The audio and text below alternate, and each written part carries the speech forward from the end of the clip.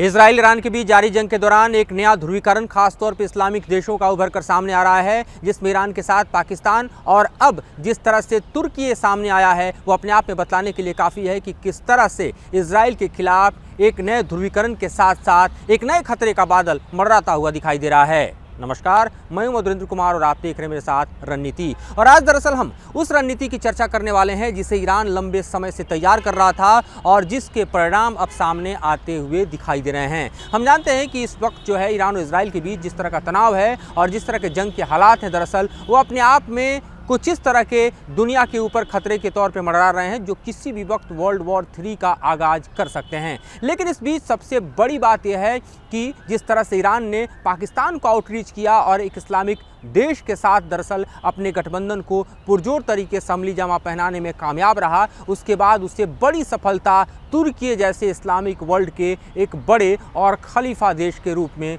दिखाई दे रहा है। तुर्की ने इजराइल के साथ अपने व्यापारिक संबंधों को समाप्त कर इजराइल को बतला दिया है कि जंग के मैदान में अब वो किस पक्ष में है। लंबे समय से हम देख रहे थे कि खासतौर पे मिडिल ईस्ट के देश, इस्लामिक देश जो हैं वो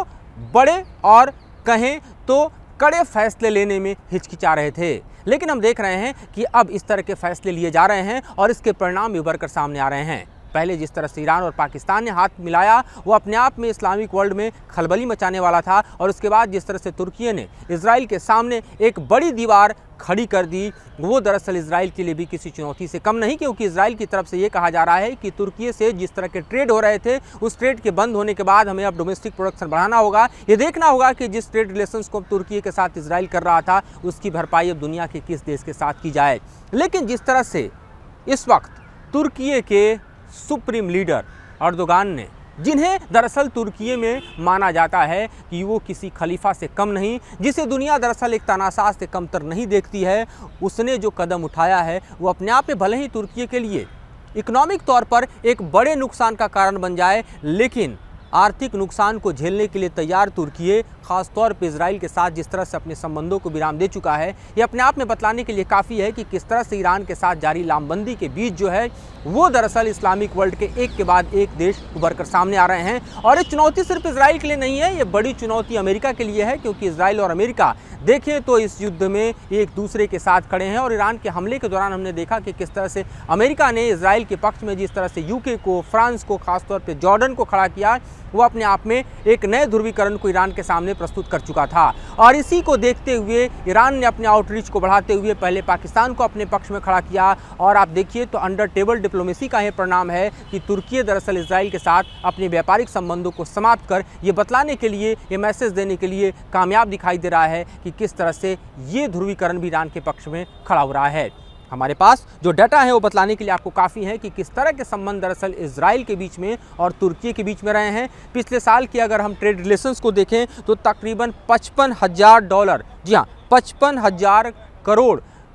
की राशि बतलाई जा रही है। ये तकरीबन दोनों देशों के बीच जो है वो ट्रेड हुआ है, और इससे ज़्यादा कहीं दोनों देशों के बीच जो है व्यापारिक संबंध रहे हैं। ये अपने आप में बतलाने के लिए काफ़ी है कि तुर्की का यह फैसला भले ही अहितकारी हो तुर्की के लिए, लेकिन इजराइल को कटघरे में खड़ा करने के लिए वो कहीं भी कदम पीछे नहीं हटा रहा है। हम जानते हैं कि 7 अक्टूबर के हमले के बाद हमास ने जिस तरह की हत्या को अंजाम जो है इजराइल की ज़मीन पर दिया था, बावजूद इसके तुर्की ने हमास को आतंकी संगठन मानने से इनकार कर दिया था। और अर्दोगान ने खुद अपने बयान में कहा था कि हमास कोई आतंकी संगठन नहीं है, और अपने आप में उस वक्त से जो जारी तुर्की का स्टैंड है वह स्टैंड अब यहाँ तक आ पहुँचा है कि वो अपने आर्थिक संबंधों को भी समाप्त कर रहा है। आप देखिए तो ख़ास तौर पे हम आपको ये भी बतलाना चाहेंगे कि किस तरह से इजराइल और तुर्की के बीच संबंध जो हैं वो रहे हैं। आपके लिए जानना बेहद ज़रूरी है कि 1949 में जब इजराइल का जन्म होता है तो तुर्की वो पहला देश है जो इजराइल को मान्यता देता है, और इस्लामिक वर्ल्ड में इस तरह की मान्यता देकर तुर्की ने इजराइल के साथ अपने संबंधों को साधा था। लेकिन ये संबंध कई उतार चढ़ाव से भविष्य में गुजरते रहे, और इतिहास इसका गवाह है कि किस तरह से दोनों देशों के संबंध कभी पटरी पर तो कभी बेपटरी पर रहे। आप देखिए कि भले ही तुर्की ने इजराइल को मान्यता दी, लेकिन ये संबंध बहुत लंबे नहीं चले, फिर इन संबंधों में खटास आई। अगर हम पिछले कुछ दशकों के बीच देखें तो 2010 आपको याद होगा, 2010 में तुर्की और इजराइल के बीच में जो है तनातनी इतनी बढ़ गई थी जैसे युद्ध के हालात हों। क्यों हुआ था ऐसे? क्योंकि जो तुर्की के दरअसल फिलिस्तीन समर्थक थे वो खुलकर इजराइल के खिलाफ चले आए थे। उस वक्त इजराइल ने जो गाज़ा से लगा हुआ समुद्री क्षेत्र है उसको पूरी तरह से सील कर दिया था ताकि गाज़ा जो है अपने जो मैरीटाइम ट्रेड है वो डायरेक्ट नहीं कर सके। इजराइल का इसके पीछे ये कहना था कि दरअसल गाज़ा हथियार जुटा रहा है, हमास जो है वो दुनिया के अन्य देशों से, खासतौर पर इस्लामिक देशों से, खासतौर से ईरान से अपने पास हथियारों का ज़ख़ीरा जुटा रहा है, इसलिए उसको सील किया गया है। लेकिन इसके खिलाफ तुर्की के जो एक्टिविस्ट हैं वो सामने आए और तब हमने देखा था कि किस तरह से इजराइल के कमांडो और उनके बीच झड़प हुई थी, जिसमें तुर्की के एक्टिविस्ट जो हैं फिलिस्तीन समर्थक एक्टिविस्ट मारे गए थे और तब दोनों देशों के बीच तनाव जो है वो चरम पर पहुंचा था। और उस वक्त भी हमने देखा था कि इस नाकाबंदी का परिणाम ये था कि तुर्की और इजराइल के बीच जो है हालात ख़राब होते चले गए थे।